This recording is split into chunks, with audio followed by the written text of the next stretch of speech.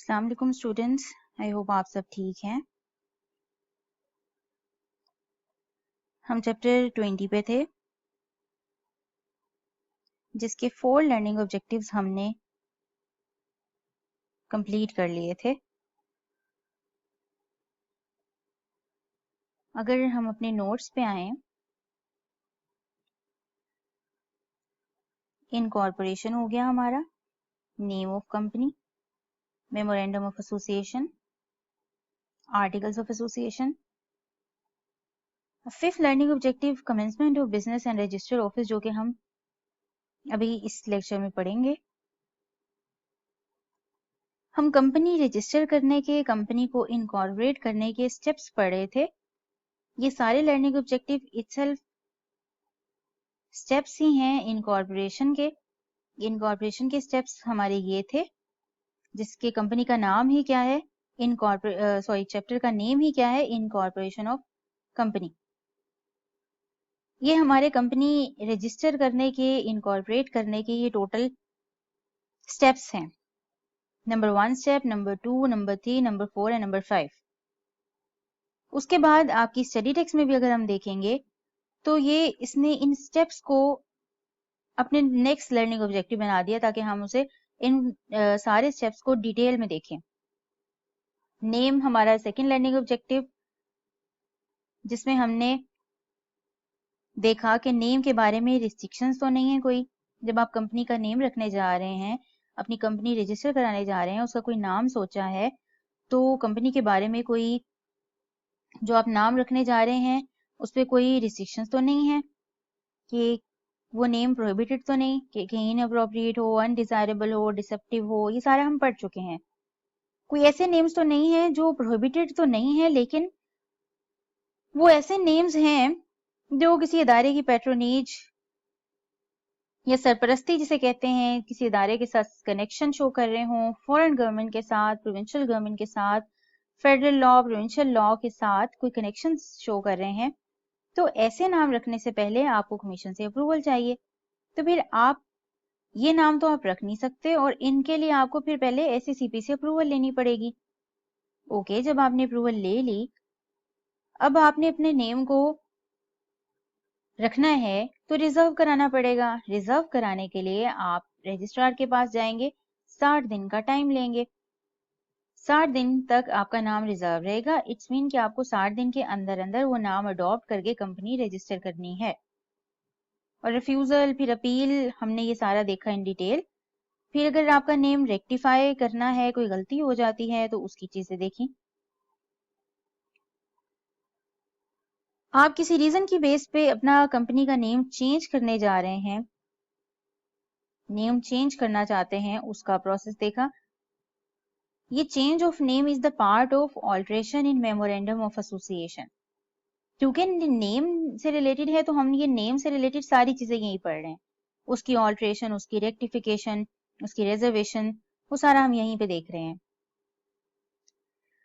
Publication of names में हम ये देख रहे थे कि आपने कंपनी का नाम जब रख लिया, कंपनी बना ली, तो आपने ये नाम पे डिस्प्ले कहाँ कहाँ पे करना है और क्या क्या डिस्प्ले करना है। उस इनकॉर्पोरेशन नंबर, आपने इनकॉर्पोरेशन सर्टिफिकेट, अपने हर जो भी आपकी ब्रांच है ऑफिस की, वहां पे आपने रखना है। वहां पे आपने एक कॉमन सील भी रखनी है। और जितने भी डॉक्यूमेंट्स हैं आपके, उस पे कुछ चंद एक चीजें हैं जो कंपनी से रिलेटेड आपने वहां मेंशन करनी है, जो आपकी स्टडी टेक्स्ट में भी है, जो आप पढ़ेंगे पब्लिकेशन ऑफ नेम्स में, कि आपने कंपनी का नाम, कंपनी की ईमेल, वेबसाइट का एड्रेस, लोकेशन, ये सारी चीजें आपने डॉक्यूमेंट्स पे लिखनी है। और आपके जो कंपनी की जितने भी डॉक्यूमेंट्स होंगे जो इशू करेगी, उस पे कंपनी की कॉमन सील से वो स्टैंप लगी हो। फिर पेनल्टीज थी, फिर लेवल 1 की इस पे पेनल्टी लगेगी अगर आप ये काम नहीं करेंगे। मेमोरेंडम ऑफ एसोसिएशन में हमने फिर देखा कि जी नेम सोचने के बाद अब आपने कहा कि जी अब मेमोरेंडम प्रिपेयर करें। मेमोरेंडम और आर्टिकल्स कंपनी के आइन हैं। मेमोरेंडम कह लें कि जी एक्ट के बाद उसके रूल्स हैं, फर्दर रूल्स कंपनी स्पेसिफिक होते हैं। और आर्टिकल्स जो डे टू डे बेसिस और डे टू डे इश्यूज को डील करने के लिए कुछ रूल्स और रेगुलेशंस कंपनी खुद बना ले, और लॉ की भी आपकी रिक्वायरमेंट है कि आपने आर्टिकल्स प्रिपेयर करने हैं कि कंपनी किस तरह काम करेगी, कोई मसला आता है तो उसको किस तरह से डील किया जाएगा। अगर एक्ट में ऐसा कुछ नहीं लिखा, एक्ट में अगर कोई चंद एक बातें लिखी जा रही हैं तो लेकिन कंपनी को 100 तरह के मामला देखने पड़ते हैं डेली बेसिस पे, उसको 100 तरह के इश्यूज आते हैं, तो उनको कैसे रिजॉल्व करना है वो फिर एक अपना एक मैनुअल कह लें कि जी एक बाय लॉज का एक सेट बना लिया, हैंडबुक बना ली कि कंपनी इस तरह से काम करेगी, कंपनी को इस तरह के अगर मामला दरपेश हुए तो कंपनी इस तरह से करेगी। ओके, फिर हमने देखा जी मेमोरेंडम में, मेमोरेंडम का इंट्रोडक्शन देखा, क्लॉजेस देखी, प्रिंटिंग एंड सिग्नेचर से रिलेटेड रिक्वायरमेंट, ऑल्ट्रेशन, रजिस्ट्रेशन से रिलेटेड, ये सारी चीजें हमने देख ली।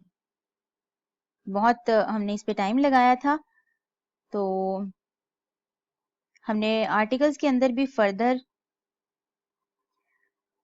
आर्टिकल्स क्या होते हैं, कैसे प्रिपेयर करने हैं, किस कंपनी ने बनाने होते हैं, ये सारा हमने पढ़ लिया। आर्टिकल्स ऑफ एसोसिएशन में अगर कोई ऑल्ट्रेशन करनी है तो उसका क्या स्टेप होगा और आगे फर्दर आपको क्या रिक्वायरमेंट्स हैं जो आपको पूरी करनी है, ये सारे थे जी आपकी कंपनी को इनकॉर्पोरेट करने के स्टेप्स जो कि इन डिटेल हमने देख लिए। आर्टिकल्स ऑफ एसोसिएशन के लिए हमने टेबल ए जो कि आपके एग्जामिनेबल सप्लीमेंट में भी है, वो यहाँ से हमने देखा था इन डिटेल क्या क्या चीजें आ रही होती हैं। हमने कहा था कि हम ये हेडिंग्स को अच्छी तरह से याद कर लेंगे अभी फॉर द टाइम बिंग, और जैसे ही हम पहुंचेंगे इंडिविजुअल डायरेक्टर्स और ऑफिसर्स और इस तरह मीटिंग्स वाले चैप्टर्स पे, तो आप वो चैप्टर्स के बाद आप ये हेडिंग्स को डिटेल में पढ़ सकते हैं। अभी आप इसको पढ़ेंगे आपको समझ नहीं आएगी तो फायदा नहीं है, आप जस्ट इस हेडिंग्स को याद कर लीजिए। अब हम चैप्टर 20 जब पढ़ रहे हैं। ओके, आगे आते हैं जी। हमने ये देखा कि हमने ये तो देख लिया कि हर कंपनी को सर्टिफिकेट ऑफ इनकॉर्पोरेशन तो चाहिए। अब दो तरह के सर्टिफिकेट हैं जो ये कहेंगे कि जी ये मिलने के बाद कंपनी हो गई है इनकॉर्पोरेट और कंपनी अब करे अपना बिजनेस। एक है सर्टिफिकेट ऑफ इनकॉर्पोरेशन और दूसरा है certificate of commencement of business. Certificate of incorporation तो हर कंपनी को चाहिए होगा,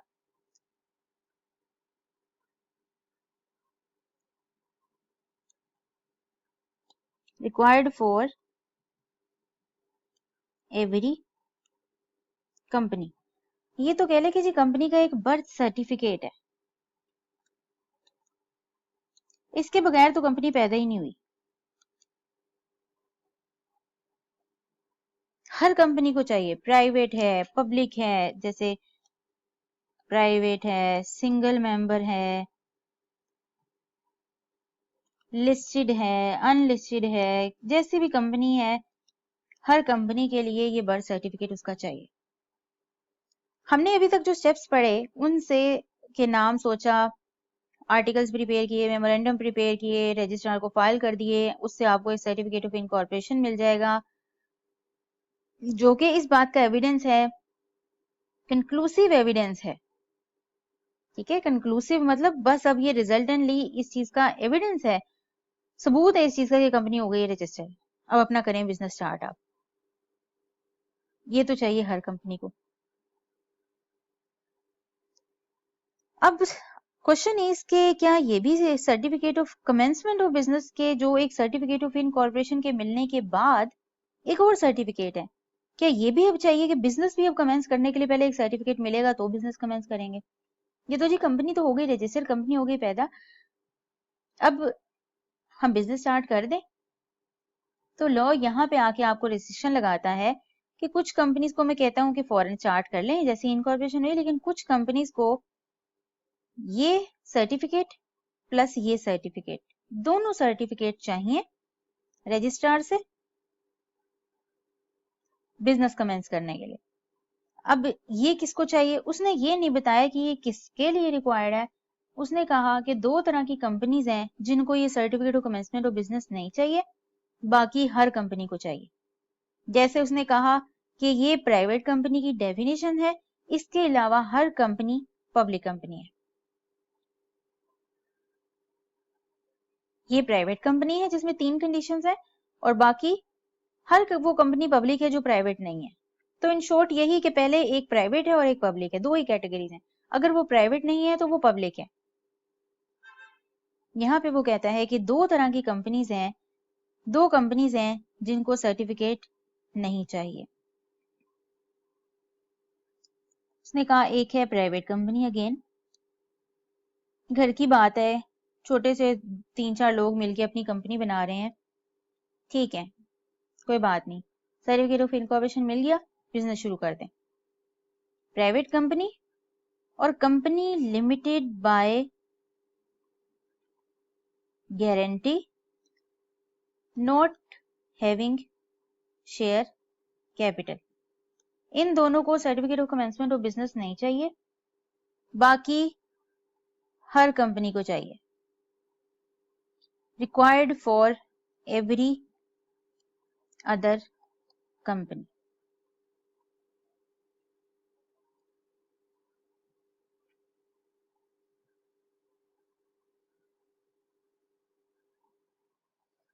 यहाँ पे देखिए जी, हमने 5 लर्निंग ऑब्जेक्टिव में देखने हैं दो चीजें, commencement of business, registered office. और इन नोट्स की सारी तरतीब आपकी स्टडी टेक्स्ट के मुताबिक है, इसलिए कोई आपने परेशान नहीं होना कि इसकी तरतीब शायद स्टडी टेक्स्ट से डिफरेंट है, हम यहाँ से पढ़ेंगे या वहां से पढ़ेंगे। आप पहले नोट से पढ़ें, उसके बाद आप स्टडी टेक्स्ट से पढ़ें। कमेंसमेंट ऑफ बिजनेस पे हैं अभी हम, रजिस्टर्ड ऑफिस हम बाद में देखते हैं।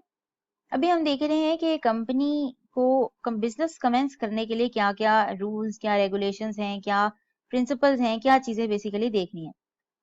हमने कहा कि ये certificate of commencement of business non applicable है किस पे, प्राइवेट कंपनी पे और company limited by guarantee not having share capital. इन दो तरह की कंपनीज को certificate of commencement of business नहीं चाहिए, वो सिर्फ सर्टिफिकेट ऑफ इनकॉर्पोरेशन लें रजिस्ट्रार से और अपना बिजनेस कमेंस कर लें। जबकि बाकी पब्लिक कंपनी और guarantee limited having share capital, इसके अलावा यही बचती है कंपनी। इसलिए मैंने यहाँ पे ये लिख दिया कि जो पब्लिक कंपनी है और company guarantee limited having share capital, इनको certificate of commencement of business चाहिए। अब आपकी जो बुक में लिखा है वो ये है कि इन दो कंपनीज को नहीं चाहिए, बाकी हर कंपनी को चाहिए। तो ये आप चाहे ना भी लिखें, ये मैंने आपकी सहूलत के लिए लिख दिया है कि जी इसके बाद फिर यही दो कंपनीज बचती हैं, या पब्लिक होगी या guarantee limited having share capital होगी, या एक कह लें कि जी तीसरी कंपनी अनलिमिटेड कंपनी भी है जिसको certificate of commencement of business चाहिए होगा। तो यहाँ आप एक और ऐड कर सकते हैं, इन दो के अलावा बाकी सबको चाहिए।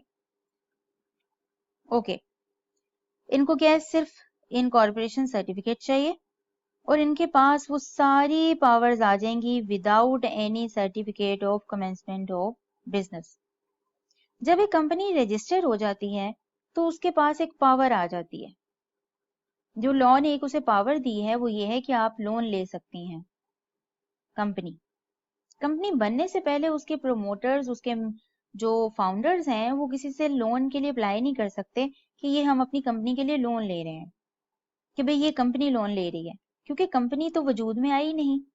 जिस दिन उसकी रजिस्ट्रेशन हुई डॉक्यूमेंट्स की, उस दिन कंपनी वजूद में आई, और जिस दिन कंपनी वजूद में आई तो अब कंपनी के पास पावर आ गई कि वो अपनी बोरिंग पावर, बोरे मतलब बोरो उधार लेना, तो उधार लेने की पावर को एक्सरसाइज कर सकती है without any certificate of commencement of business. ये हो गया जी, हमने ये देख लिया कि किस पे एप्लीकेबल है। अब किस पे एप्लीकेबल नहीं है, अब किस पे एप्लीकेबल है। अच्छा, नेक्स्ट चीज के, अच्छा इनके अलावा हर कंपनी को certificate of commencement of business चाहिए, तो वो किस तरह से लें certificate of commencement of business? क्या कोई कंडीशंस हैं? अगर कोई कंडीशंस हैं तो क्या कंडीशंस हैं, कैसे फुलफिल करनी है, क्या तरीकाकार होगा, ये है जी कंडीशंस और रिक्वायरमेंट्स। ठीक है, ये हम बारी बारी एक एक चीज को डिस्कस करेंगे। यहाँ लिखा है जी allotted shares is equal to minimum subscription. ये हम क्या पढ़ने लगे हैं? ये हम पढ़ने लगे हैं कि ये जो इन कंपनीज के अलावा अदर कंपनीज हैं जिनको certificate of commencement of business चाहिए, अब ये certificate of commencement of business लेने के लिए फर्दर उन्हें कुछ कंडीशंस मीट करनी पड़ेंगी। वो कंडीशंस ये हैं, इसको हम समझने लगे हैं, कंडीशंस रिक्वायरमेंट्स। क्योंकि जिस दिन उन्होंने ये कंडीशंस पूरी कर दी उसके बाद उनके पास आ जाएगा certificate of commencement of business, और वो अब कंपनी को अपने बिजनेस को स्टार्ट कर सकते हैं, जैसे मर्जी लोन लें। उससे पहले ये बोरिंग पावर भी एक्सरसाइज नहीं कर सकते, क्योंकि कंपनी लॉ की नजर में अभी कह लें कि जी रजिस्टर नहीं हुई। सर्टिफिकेट ऑफ आपको इनकॉर्पोरेशन जरूर मिला है, लेकिन आप अपना बिजनेस अभी शुरू नहीं कर सकते। तो ये जो बोरो करना, लोन देना, लोन लेना, ये एक बिजनेस की पार्ट है, बिजनेस की एक्टिविटी है। तो ये बोरिंग पावर बिजनेस की चूंकि एक्टिविटी है, तो बिजनेस की इस एक्टिविटी को स्टार्ट करने के लिए, कमेंस करने के लिए आपको एक सर्टिफिकेट चाहिए, और वो सर्टिफिकेट के लिए आपको कुछ कंडीशंस पूरी करनी पड़ेंगी। वो कहते हैं जी पहली कंडीशन आपकी allotted shares is equal to minimum subscription. क्या मतलब है इसका?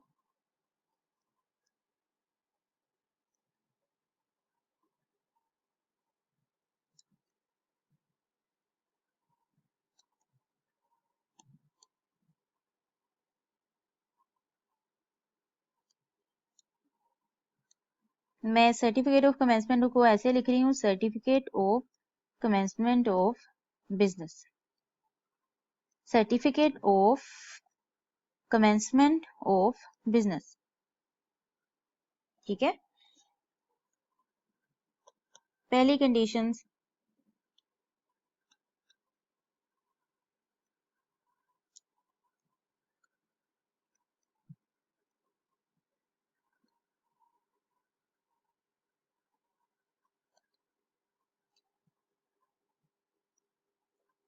अलॉटेड शेयर से पहले हम मिनिमम सब्सक्रिप्शन देख लेते हैं क्या होती है।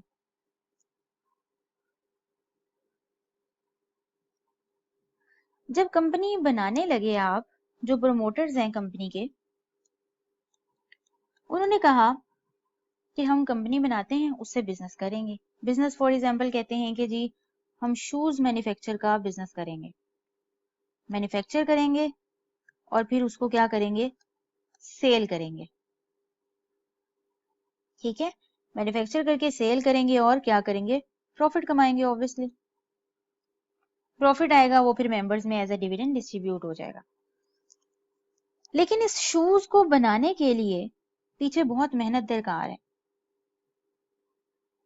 इन शूज को बनाने के लिए आपको मटेरियल चाहिए, चमड़ा चाहिए, पॉलिश चाहिए, कलर चाहिए, वट एवर, डिफरेंट तरह के आप शूज बना रहे हैं, डिफरेंट तरह के आपको केमिकल्स चाहिए। ठीक है, काफी चीजें आपको, छोटी छोटी चीजें चाहिए उसके अंदर, जो शूज के अंदर आप कह लें कि जी आपका मटेरियल लगा है वो चाहिए। ठीक है, इस तरह की आपको सारी चीजें पीछे चाहिए शूज को एक एंड शेप में लाने के लिए।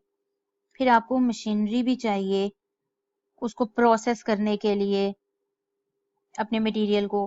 ठीक है, इन सारे के लिए आपकी ये कॉस्ट लगेगी। फिर आपको लेबर चाहिए, लेबर को जो आपने पैसे देने हैं, अपने मजदूर जो आप रखेंगे, मशीनी बड़ी बड़ी आपको पता है फैक्ट्रियों में बहुत उनके चीजें आ रही होती हैं, तो ये सारी आपको कॉस्ट लगेगी। शूज के लिए फिर आपको मशीनरी, वहां पे बिल्डिंग चाहिए जो आप रेंट पे लेंगे, जहाँ पे मशीन वर्क करेगी, फिर वहां पे इलेक्ट्रिसिटी का बिल आएगा, फिर काफी चीजें, काफी कॉस्ट आपको जो है कवर अप करनी पड़ेगी। अच्छा, अब बिजनेस आपको कमेंस करने के लिए ये इसकी कॉस्ट क्या होगी, इसकी कॉस्ट क्या है, इसकी कॉस्ट क्या है, इसकी कॉस्ट क्या। गर्ज एक बिजनेस आपने भी स्टार्ट करना है, उसके लिए मशीनरी, बिल्डिंग, ये मेजर चीजें हैं जो आपको इन एनी केस चाहिए ही चाहिए। बिल्डिंग नहीं होगी, फैक्ट्री नहीं होगी, मशीनरी नहीं होगी प्रोसेस करने के लिए, मटेरियल नहीं होगा, तो ये शूज तैयार ही नहीं हो सकते। ठीक है, बिजनेस कमेंस हो ही नहीं सकता। तो कुछ चीजें बहुत ही इंपॉर्टेंट हैं बिजनेस को कमेंस करने के लिए। तो वो कहते हैं कि जैसे ही हम क्या करेंगे, हम शेयर्स इशू करते हैं, लोग आके पैसे जमा कराएंगे, इन सब को मिला के हमें तकरीबन 2 मिलियन रुपए चाहिए अपना बिजनेस शुरू करने के लिए। Building, machinery, chemical, labour, material सारा खरीदने के लिए इतने पैसे तो हमें इन एनी केस चाहिए ही चाहिए। अगर ये 2 मिलियन रुपए ना हुए हमारे पास तो हम अपना बिजनेस स्टार्ट नहीं कर सकते। और ये 2 मिलियन उन्होंने इकट्ठे करने हैं अब लोगों से जो शेयर्स इशू करेंगे। जब शेयर्स इशू करेंगे तो लोग आके शेयर्स खरीदेंगे और आके पैसे जमा कराएंगे, जो कि सब्सक्रिप्शन होगी एक्चुअली, क्योंकि लोग शेयर्स खरीदेंगे, परचेज करेंगे, सब्सक्राइब करेंगे, और वो हम कह रहे हैं कि वो अमाउंट जो अब कंपनी को मिलेगी वो सब्सक्रिप्शन है। उस मनी को ही हमने कह दिया कि वो क्या है, सब्सक्रिप्शन है। वो कहते हैं कि इतने पैसे तो कम से कम आपको चाहिए ही चाहिए, 2 मिलियन। अदरवाइज अगर 2 मिलियन से कम होगा आपका बिजनेस कमेंस नहीं हो सकता। कमेंस मतलब स्टार्ट नहीं हो सकता। तो सबसे पहले वो कहता है कि मिनिमम सब्सक्रिप्शन आपकी वो अमाउंट है जो आपको बिजनेस कमेंस करने के लिए चाहिए। ठीक है, जैसे कि ये 2 मिलियन, ये मिनिमम सब्सक्रिप्शन है आपकी। ये अगर ना पूरी हुई, 1.5 मिलियन फॉर एग्जांपल होता है, आपकी मिनिमम सब्सक्रिप्शन पूरी नहीं हुई, फॉर एग्जांपल आपका बिल्डिंग तो खरीदी नहीं जा सकेगी या मशीनरी खरीदी नहीं जा सकेगी, कोई एक चीज रह जाएगी, आप बिजनेस कमेंस नहीं कर सकेंगे। तो ये है आपकी मिनिमम सब्सक्रिप्शन, इतने पैसे तो चाहिए ही चाहिए। अगली बात, लॉ कहता है ये जो पैसे अब आपने इकट्ठे करने हैं 2 मिलियन, जब आप शेयर्स अलॉट करेंगे लोगों को,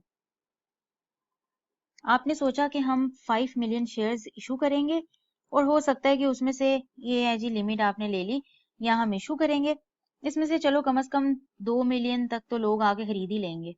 चलो सपोज 3 मिलियन तक तो आके खरीद ही लेंगे, 3 मिलियन हमारे पास पैसे आ जाएंगे। तो 3 मिलियन ज्यादा ही है, 2 मिलियन हमें कम से कम चाहिए अपने बिजनेस को स्टार्ट करने के लिए, तो 3 मिलियन तो आ ही जाएगा हमारे पास। ओके, ये तो गुड हो जाएगा। इतने पैसे अगर पब्लिक से आ जाएंगे तो वो तो ठीक हो जाएगा। लेकिन कुछ शेयर्स हो सकता है कि अनपेड हो।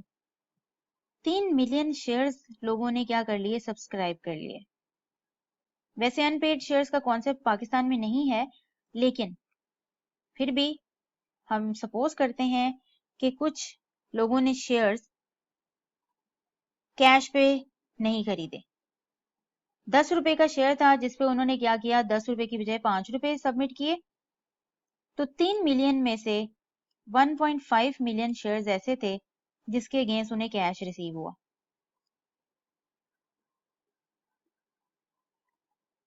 कह रहे कि 10 रुपए का एक शेयर है तो 3 लाख शेयर्स बनते हैं। ठीक है, और ये 1.5 मिलियन अमाउंट है, 3 लाख मल्टीप्लाई बाय 10, एक शेयर 10 रुपए का, तो 3 लाख शेयर्स 3 मिलियन के। तो 1.5 मिलियन अमाउंट जो इकट्ठी हुई कैश पे, जब आके लोगों ने खरीदे, सब्सक्राइब तो 3 मिलियन किए, लेकिन जो पैसे उसके अगेंस्ट मिले वो सिर्फ कितने मिले, 1.5 मिलियन। बाकी 1.5 मिलियन पैसे नहीं मिले। लोगों ने सब्सक्राइब जरूर कर लिए हैं वो शेयर्स, लेकिन जो पेड अप है कैश जो उसका मिला वो हमें सिर्फ 1.5 मिला। अब यहाँ पे आता है लॉ। वो कहता है कि ठीक है, आप अनपेड अगर कर भी रहे हैं, रख रहे हैं तो ओके, लेकिन देखिए कि ये जो आपने शेयर्स अलॉट किए हैं, ये जो लोगों को आप शेयर्स, लोग सब्सक्राइब करते हैं, आप बेसिकली उन्हें अलॉट कर रहे होते हैं शेयर्स। जब वो आके कहते हैं जी हमने शेयर्स खरीदने हैं, आप उनसे उन्हें शेयर्स दे देते हैं, उनसे पैसे ले लेते हैं। आपने बेसिकली शेयर्स उनको जो डिस्ट्रीब्यूट किए हैं आपने उनको अलॉट कर दिए, इसको कहते हैं अलॉटमेंट ऑफ शेयर्स। आपने जब उनको शेयर्स अलॉट किए, लॉ कहता है कि जो शेयर्स आपने अलॉट किए लोगों को और उसके अगेंस्ट आपको आए पैसे, allotted share against cash, it must be equal to your minimum subscription. आपकी मिनिमम सब्सक्रिप्शन कितनी थी? 2 मिलियन। जबकि पैसे कितने आए? अलॉटेड शेयर्स अगेंस्ट कैश कितने हैं? Only 1.5 million. इसका मतलब आपको पैसे 1.5 मिलियन आए, जबकि पैसे आपको चाहिए थे 2 मिलियन। आप अपना बिजनेस कमेंस नहीं कर सकते, तो पहली कंडीशन आपकी मीट नहीं हुई। लॉ ने कह दिया है आपने कम से कम जो शेयर्स अलॉट करने हैं, उससे जो पैसे इकट्ठे करने हैं, वो cash must be equal to your minimum subscription. और मिनिमम सब्सक्रिप्शन आपने कैलकुलेट की होगी कि आपको अपना बिजनेस कमेंस करने के लिए कितने पैसे चाहिए। तो minimum subscription is basically the amount और money which is required to commence the business.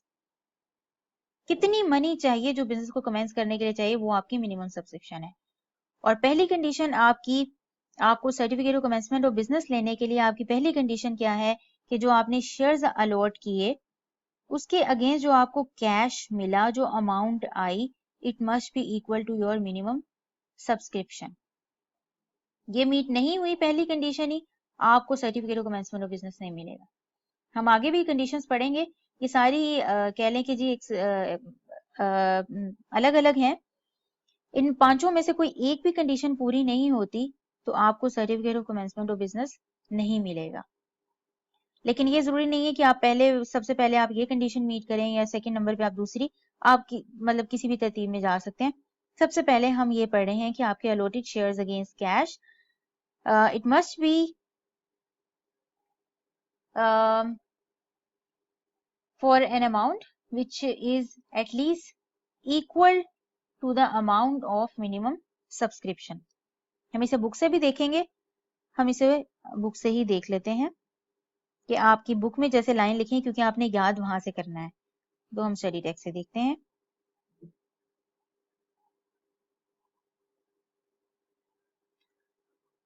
ये लिखी है जी पहली कंडीशन,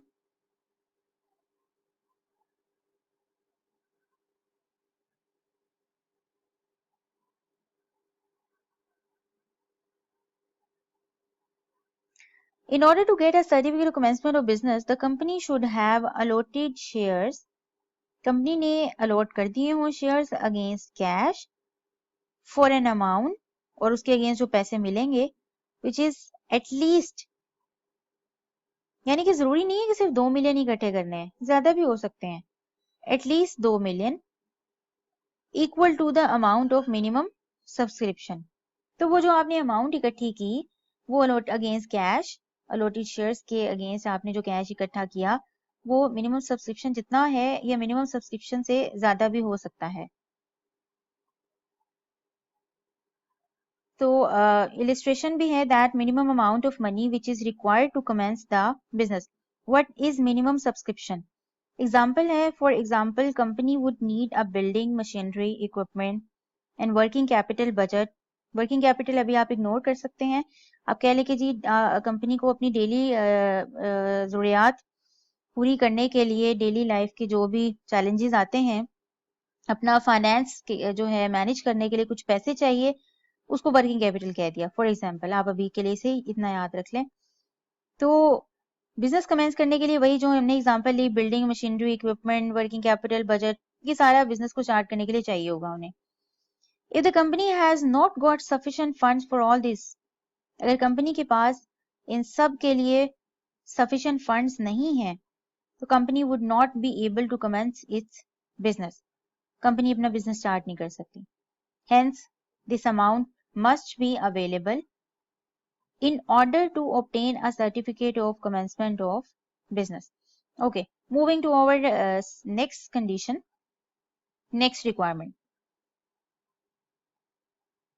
पहले हमने देख ली इन डिटेल, हमने उसको स्टडी टेक्स्ट से भी देख लिया। अब हम आते हैं जी सेकंड कंडीशन पे। आपको पता है डायरेक्टर्स कौन होते हैं? वैसे तो हम इसको डिटेल में जाके चैप्टर 25 में देखेंगे मैनेजमेंट में। अभी के लिए हमने जब अपना पढ़ रहे थे स्टार्ट पे ओवर लेक्चर, तो हमने देखा था कि डायरेक्टर्स वो लोग होते हैं जो कंपनी को चला रहे होते हैं, कंपनी के मैनेजर्स होते हैं, कंपनी को रन कर रहे होते हैं, because ownership is different from management in the concept of a company. जब हमने सोर्सेज ऑफ बिजनेस को का एनालिसिस किया था, सोल ट्रेडर, पार्टनरशिप और कंपनी का कंपैरिजन किया था, तो हमने ये सारी चीजें देखी थी। तो हमने देखा था कि हो सकता है कि डायरेक्टर्स जरूरी नहीं है कि मेंबर्स भी हों। तो कंपनी को चलाने वाले डायरेक्टर्स हैं, जबकि कंपनी के मालिक हैं वो मेंबर्स हैं। यहाँ पे वो कह रहे हैं दूसरी कंडीशन में कि जो आपके डायरेक्टर्स हैं, जो कंपनी को चला रहे हैं, अगर उन्होंने कोई शेयर्स कहा है कि हम कंपनी के खरीदेंगे, अभी कंपनी आप बनाने लगे हैं और आपने डिसाइड कर लिया कि ये बंदे डायरेक्टर होंगे कंपनी के,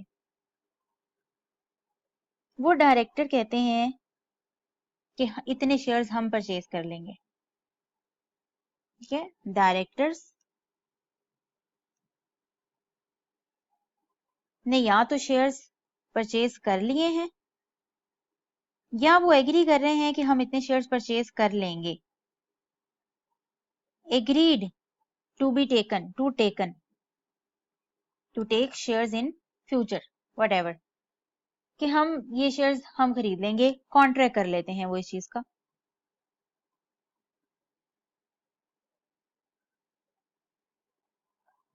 और उन्होंने कहा ये हम जो एग्री कर रहे हैं शेयर्स खरीदेंगे, ये हम कैश में खरीदेंगे।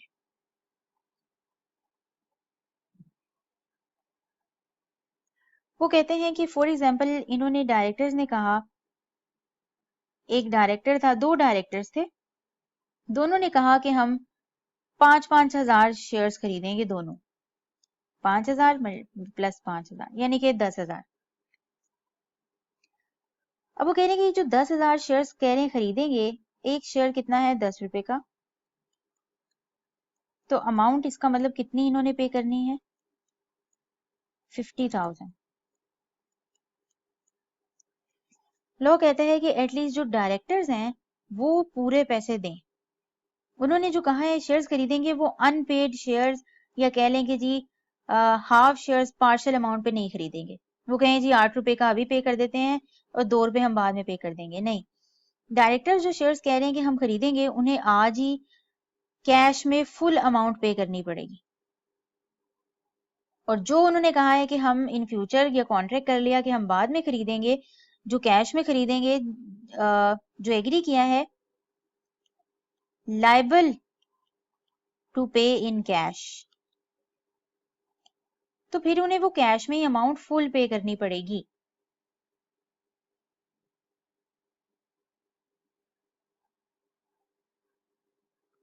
लोग कहते हैं कि चाहे डायरेक्टर्स ने शेयर्स खरीद लिए हैं या चाहे उन्होंने अभी शेयर्स खरीदे नहीं है, पैसे आज ही वो पे करे फुल अमाउंट। तो ये हमारी सेकंड कंडीशन है कि डायरेक्टर जो हैं वो should have paid to the company full amount on each of the shares taken और contracted to be taken by them. और जो उन्होंने कैश में पे करना है, उन्हें आज ही सारी अमाउंट कैश में पे करनी होगी। ये हमारी सेकंड कंडीशन है।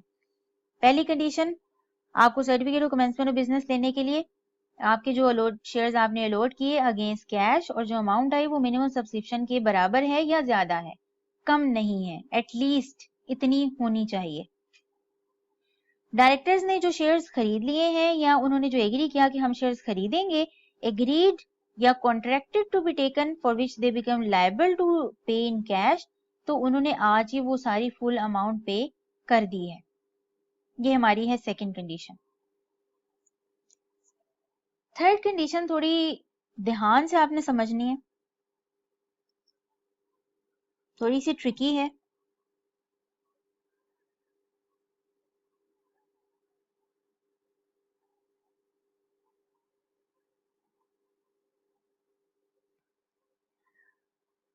अच्छा जी, ये पहली दो कंडीशन वैसे अभी हम थोड़ा देख लेते हैं बुक से।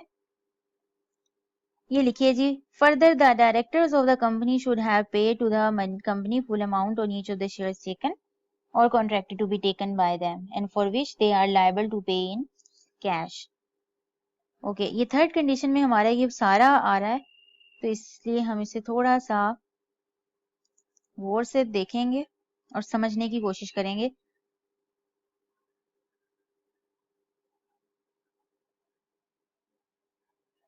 ओके, हमारी हो गई पहली दो कंडीशंस फॉर एग्जांपल मीट।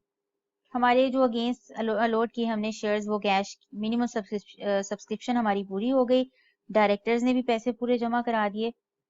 अब आ जाए जी तीसरी कंडीशन पे। लॉ कहता है कि देखिए, कोई आपने जब शेयर्स इशू किए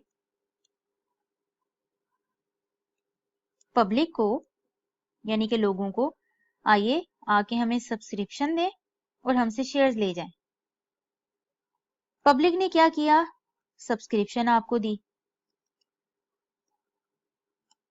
यानी कि मनी दी।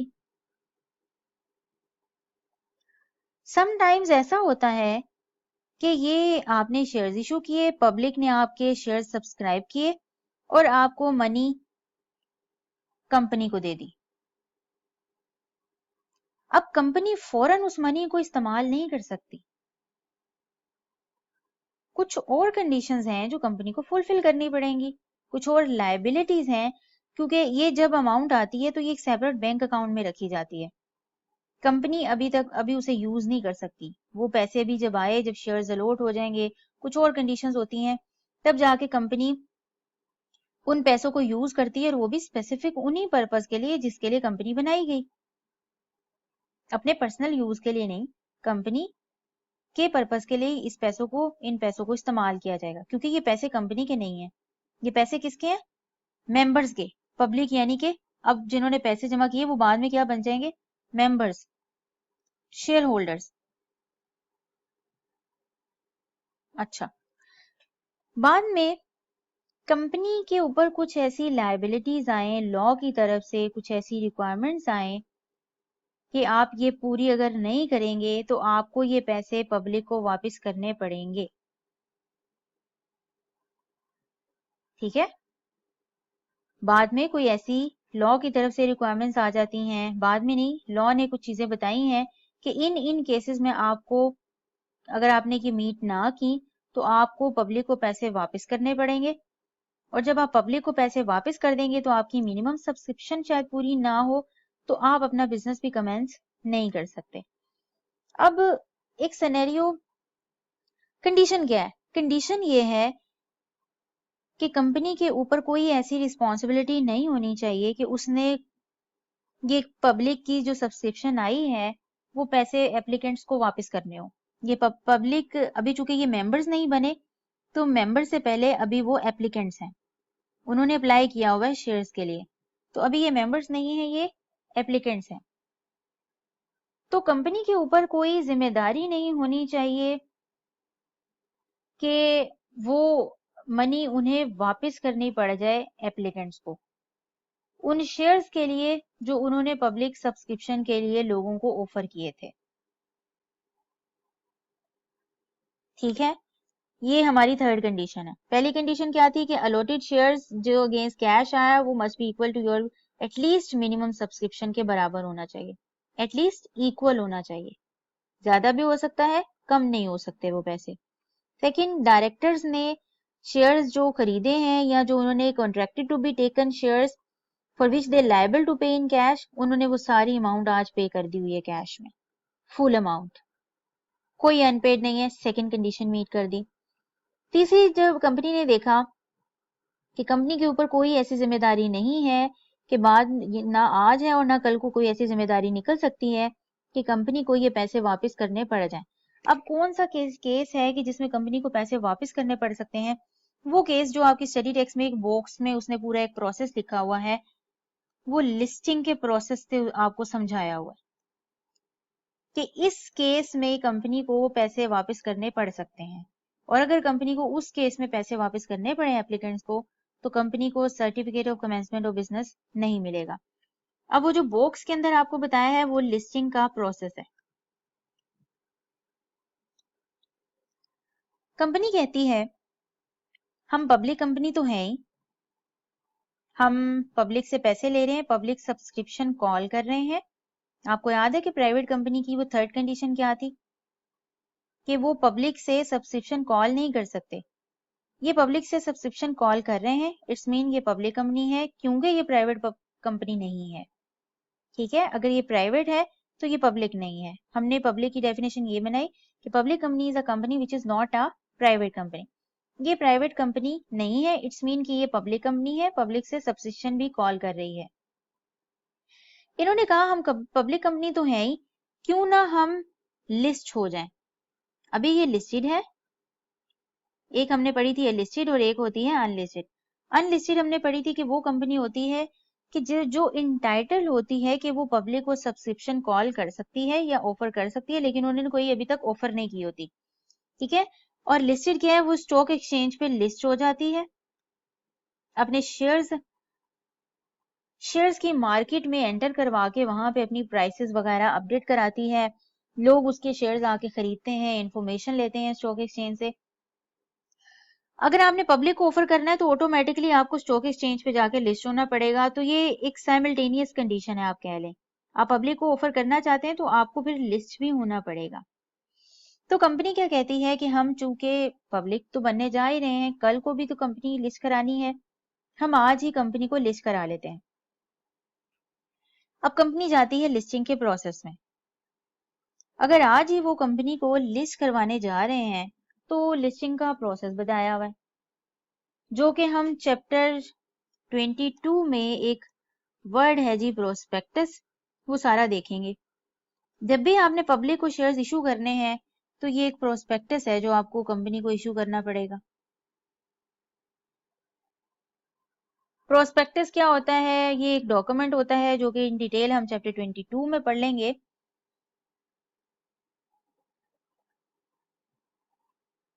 अभी के लिए आप ये देखिए कि कंपनी को लिस्ट होना है, कंपनी पब्लिक तो है ही, वो कहती है हम लिस्ट भी हो जाते हैं, साथ ही स्टॉक एक्सचेंज को अप्लाई करना चाहती है लिस्टिंग के लिए। सबसे पहले लिस्टिंग के लिए आपको प्रोस्पेक्टस इशू करना पड़ेगा कंपनी को। कंपनी अपना प्रोस्पेक्टस इशू करेगी। सबसे पहले वो आगे जो प्रोस्पेक्टस से रिलेटेड रिक्वायरमेंट्स हैं वो इन डिटेल चैप्टर 22 में, सपोज उन्होंने वो सारी रिक्वायरमेंट पूरी कर दी हैं, अब वो अपने जितने भी लोग हैं उनको बताएंगे कि ये डेट है, इस डेट पे आके हमें जी पैसे जमा करा दें और आके हमसे शेयर्स ले लें। साथ ही साइमल्टेनियसली वो स्टॉक एक्सचेंज को अप्लाई कर देगी फॉर लिस्टिंग ऑफ सिक्योरिटीज। अच्छा, अब ये लिस्टिंग ऑफ सिक्योरिटीज है, लिस्टिंग ऑफ अ कंपनी नहीं है बेसिकली। उसकी सिक्योरिटीज कहते हैं शेयर्स को। अब शेयर्स एक स्पेसिफिक सिक्योरिटी है, कंपनी की और भी सिक्योरिटीज होती हैं, डिबेंचर्स हैं, शेयर्स हैं, डिफरेंट तरह के शेयर्स हैं, वो सारी बेसिकली पार्ट ऑफ सिक्योरिटी हैं। तो कंपनी क्या करेगी, प्रोस्पेक्टस इशू करेगी, लोगों को डेट बताएगी पब्लिक को कि इस डेट पे आके हमें पैसे जमा कराएं और हमसे शेयर्स ले जाएं। साथ ही वो एक्सचेंज को अप्लाई कर देगी, स्टॉक एक्सचेंज को, जी हम लिस्ट होना चाहते हैं, हमने पब्लिक को ऑफर कर दी है, प्रोस्पेक्टस भी इशू कर दिया है, अब हमारी सिक्योरिटीज को स्टॉक एक्सचेंज पे कर दें लिस्ट, हमारे शेयर्स हैं इनको कर दें स्टॉक एक्सचेंज पे लिस्ट, ताकि पब्लिक आए और हमारे शेयर्स की ज्यादा से ज्यादा सेल हो सके, ज्यादा से ज्यादा लोगों तक हमारे शेयर्स की इंफॉर्मेशन पहुंचे और लोग इसको खरीदें, और बेसिकली मार्केट में आपने उसे एंटर करवा दिया अपने शेयर्स को। ओके, आपने अप्लाई कर दिया। पीपल ने क्या किया, जो लोग थे, पब्लिक थी, उन्होंने आके आपको मनी डिपॉजिट की। मनी डिपॉजिट की, जो जो आपने उन्हें बैंक बताए थे कि जी आप जमा करा दें पैसे, उन्होंने आके जी पैसे जमा करा दे इनटू बैंक्स, जो भी कंपनी ने कहा कि जी इस बैंक में जमा कराएं। ठीक है, मनी डिपॉजिट हो गई। अब आपने क्या करना है, उन्हें शेयर्स इशू करने हैं। कंपनी पहले तो थोड़ा वेट करेगी कि हमारी सिक्योरिटीज जो हैं वो लिस्ट हो जाएं एक्सचेंज पे, और एक्सचेंज फॉर एग्जांपल कहता है कि जी ये डेफिशिएंसी कोई आ गई है, ये रिक्वायरमेंट है, ये डॉक्यूमेंट है, ये जमा कराएं, ये डॉक्यूमेंट जमा कराएं, डेफिशिएंसीज रिमूव करेगी। मतलब लिस्टिंग का प्रोसेस जो है वो आपका चल रहा होगा, इन प्रोसेस है। लिस्टिंग प्रोसेस आपका अंडरगोन है, ठीक है, इन प्रोसेस। लोगों ने अपने आगे पैसे जमा करा दिए, अभी आपने उन्हें शेयर्स इशू नहीं किए क्योंकि आप वेट कर रहे हैं कि आपके शेयर्स, आपकी सिक्योरिटीज स्टॉक एक्सचेंज पे लिस्ट हो जाएं। आप डॉक्यूमेंट जमा करा रहे हैं, जो भी रिक्वायरमेंट्स है स्टॉक एक्सचेंज की पूरी कर रहे हैं। स्टॉक एक्सचेंज आपको, अगर तो आपकी सारी रिक्वायरमेंट्स पूरी हो जाती हैं तो स्टॉक एक्सचेंज आपको एक लिस्टिंग सर्टिफिकेट दे देगा।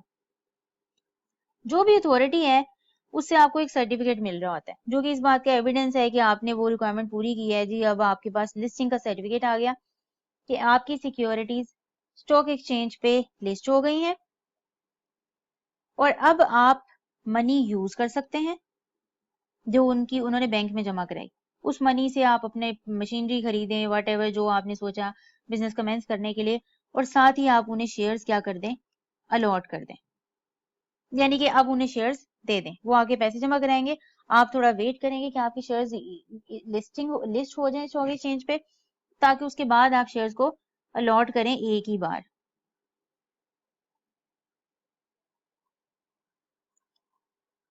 लेकिन अगर आपकी लिस्टिंग हो जाती है रिफ्यूज्ड,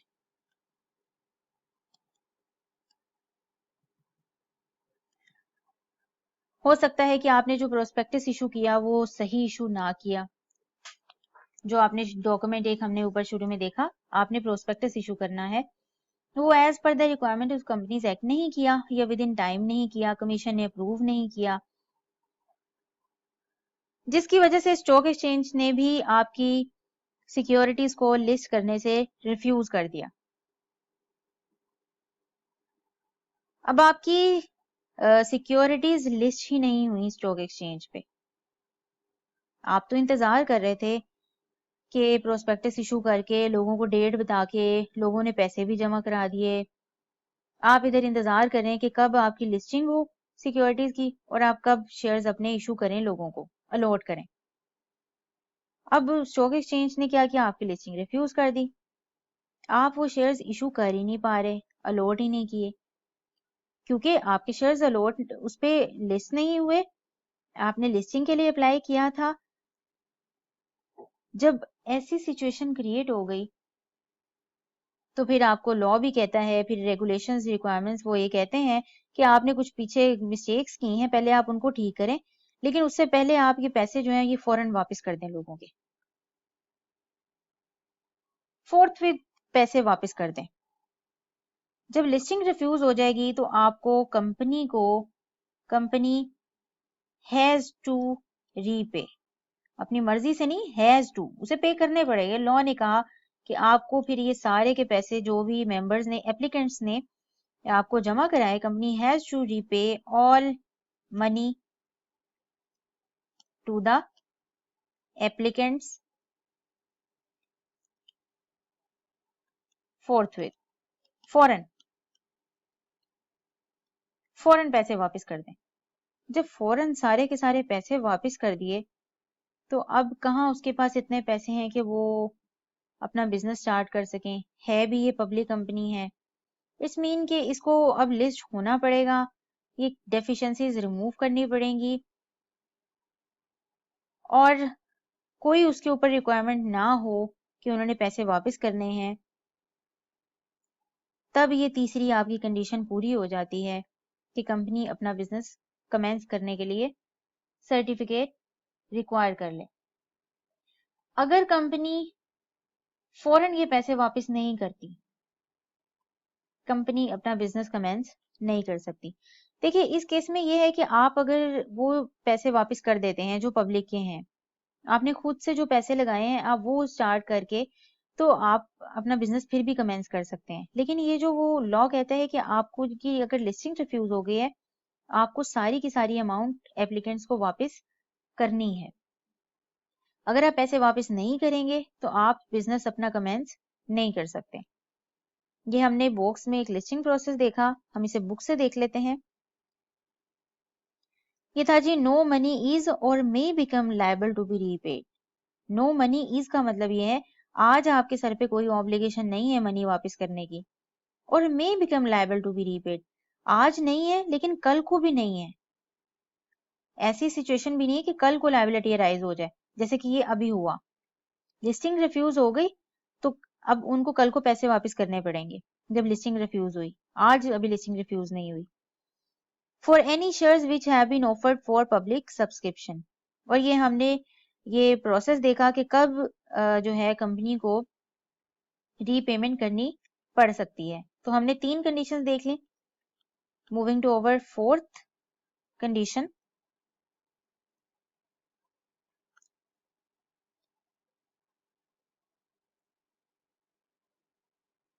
इसमें ये था कि इफ नॉट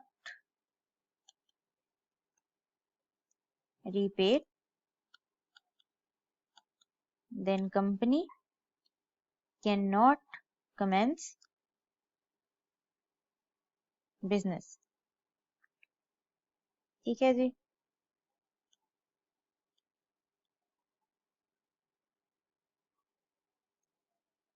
ओके, नेक्स्ट हमारी 4th कंडीशन।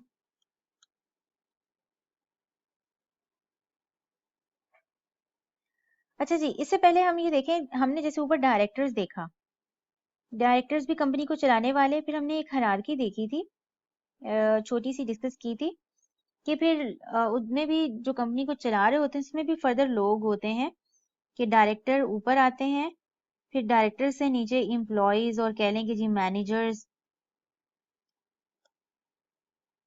जो कंपनी को चला रहे होते हैं, और डायरेक्टर से ऊपर फिर आपका जी चीफ एग्जीक्यूटिव होता है, सीईओ जिसको कहते हैं।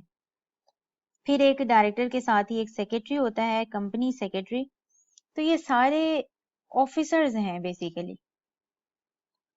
कंपनी को चलाने वाले, जो रन कर रहे हैं, मैनेज कर रहे हैं बिजनेस को, कंपनी को।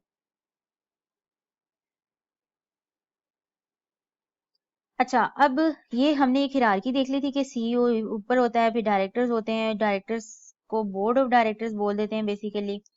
कंपनी का सेक्रेटरी होता है जिसने ओवरऑल कंप्लायंस वगैरह चेक करनी होती है कि लॉज के साथ आप कंप्लायंस कर रहे हैं। और एम्प्लॉयज जो हैं वो फर्दर जो ऑपरेशन के काम है वो देख रहे होते हैं, नीचे बैठ के वाउचर्स और एंट्रीज वगैरह कर रहे होते हैं, डे टू डे इश्यूज को मजीद उसमें ऑपरेशन का पार्ट होते हैं। अच्छा, एक वर्ड है, पहले हम उसको थोड़ा समझ लेते हैं, हम अपनी 4th कंडीशन से पहले। डिक्लेरेशन किसे कहते हैं? ये वर्ड हमने पढ़ा था कि जब हम registration of memorandum of association पढ़ रहे थे। हमने देखा था कि जब आप रजिस्ट्रार के पास गए मेमोरेंडम सबमिट करने कि हमारा मेमोरेंडम रजिस्टर कर दें, तो वो आपसे एक ड्यूली वेरीफाइड या एक डिक्लेरेशन लेता है कि आप मुझे एक हल्फिया बयान दे दें या हल्फिया मतलब एक वादा करें, डिक्लेयर करें इस चीज को, एतराफ करें इस चीज का कि आपने जितनी भी ऊपर कंडीशंस थी लॉ से रिलेटेड, जो रिक्वायरमेंट्स थी, वो सारी की सारी आपने पूरी कर दी हैं।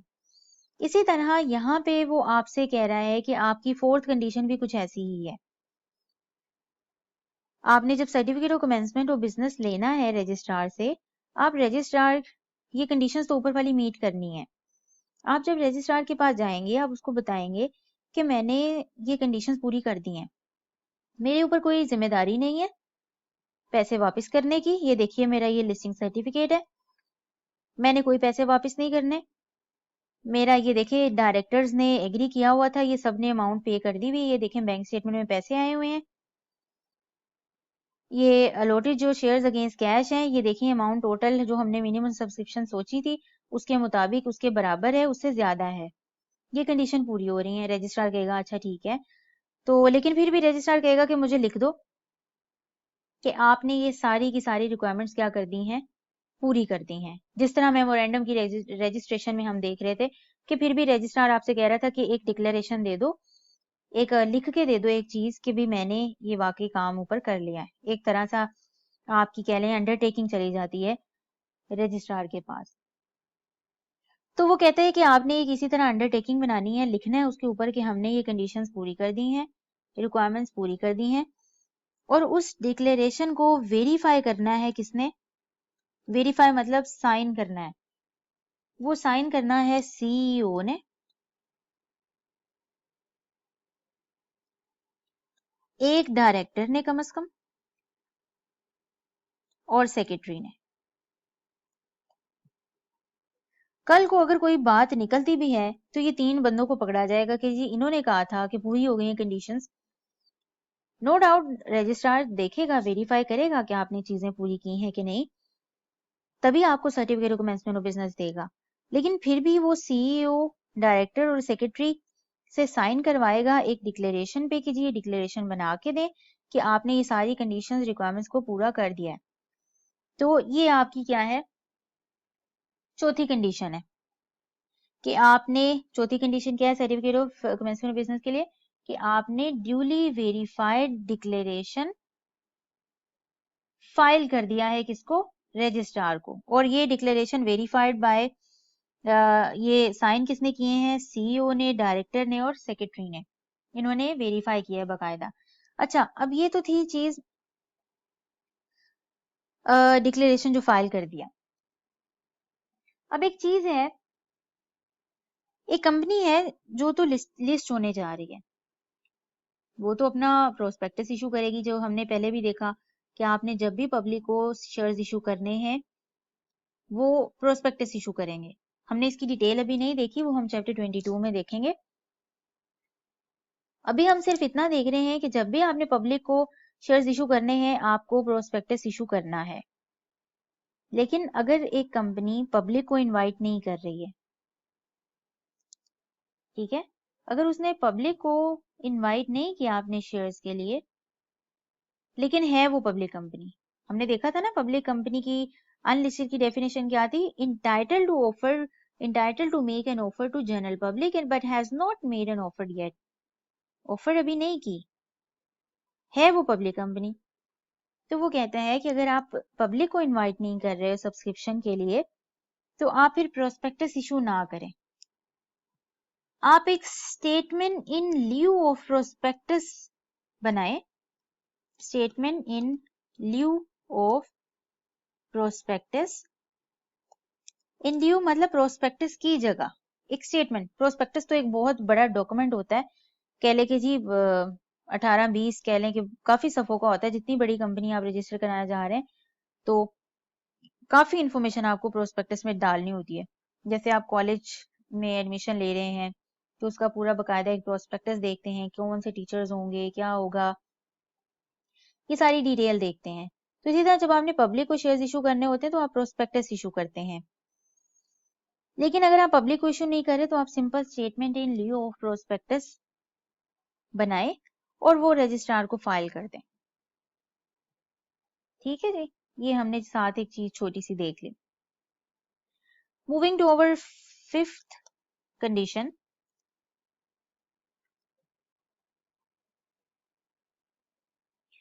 ये कंडीशन नहीं है, कह लें कि जी इस स्टेप कह लें कि कंडीशंस आपकी 4 थी, आपने ड्यूली वेरीफाइड डिक्लेरेशन जो फाइल किया। अब ये 5th स्टेप कह लें कि ये कोई ऐसा कंडीशन नहीं है, ये है कि रजिस्ट्रार देखेगा कि आपकी सारी कंडीशंस हो गई हैं पूरी, आपने डिक्लेरेशन भी फाइल कर दिया है। वो जब खुद सेटिस्फाई हो जाएगा, सेटिस्फाई हिमसेल्फ, अपने आप को सही अच्छी से तसल्ली कर लेगा कि भाई जो भी जरूरी नेसेसरी रिक्वायरमेंट्स थी इस एक्ट की वो सारी आपने फॉलो कर ली हैं, तो रजिस्ट्रार एक्सेप्ट कर लेगा और आपने जितने भी डॉक्यूमेंट्स उसको जमा कराए, लिस्टिंग का सर्टिफिकेट और मिनिमम सब्सक्रिप्शन के लिए कोई एविडेंस दिखाया, डायरेक्टर्स और ये सीईओ और सेक्रेटरी और डायरेक्टर का जो वेरीफाइड डिक्लेरेशन है ये जमा कराया, ये सारे डॉक्यूमेंट्स अपने पास जो है वो रजिस्टर कर लेगा इन सारे रेलिवेंट डॉक्यूमेंट्स को, और आपकी कह ले कि जी एक्सेप्ट कर लेगा कि आपने सारी चीजें जो है वो कर ली हैं। ठीक है, और आपको दे देगा एक सर्टिफिकेट ऑफ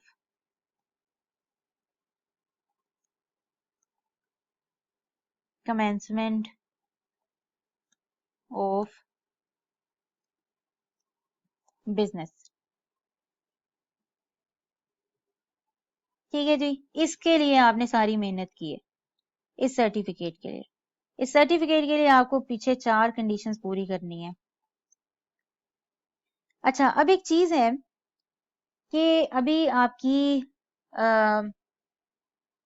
आपका बिजनेस कमेंस नहीं हुआ, आपको हो सकता है कि सर्टिफिकेट ऑफ इनकॉर्पोरेशन सिर्फ मिल गया था कंपनी को, लेकिन आपको भी ये सर्टिफिकेट नहीं मिला था और आप थी भी एक पब्लिक कंपनी।